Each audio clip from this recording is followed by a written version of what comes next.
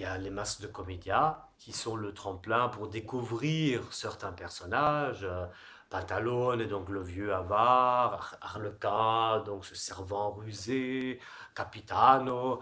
Et ces personnages sont des archétypes du théâtre, donc qu'on trouve aussi dans les pièces de théâtre. Et ce qui se passe entre ces personnages, ce sont aussi des schémas archétypiques.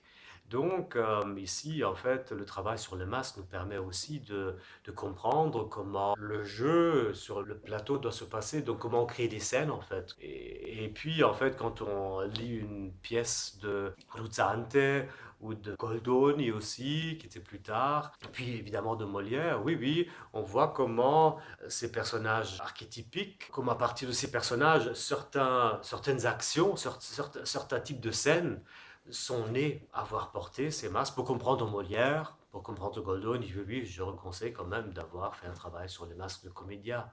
Sinon, je ne pense pas qu'on peut comprendre ça. Aussi, quand on lit Shakespeare, on voit que ce jeu bien plein, ce jeu de la comédia, il n'est pas très loin en fait. Ce jeu spectaculaire, il n'y avait pas de cinéma. Donc il fallait jouer grand. Et il y a aussi la notion du plaisir, évidemment, là aussi. Le travail avec le masque, je trouve c'est très complet.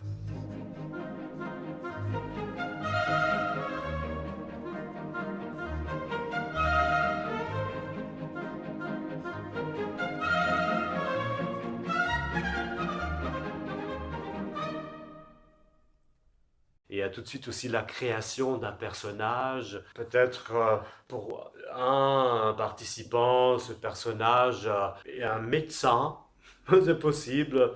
Pour un autre participant, ce masque-ci, c'est quelqu'un qui vit dans un petit bled et qui va chaque soir dans son bar et qui commande une bière. Donc là aussi, les masques sont le point de départ pour créer un personnage propre à chacun.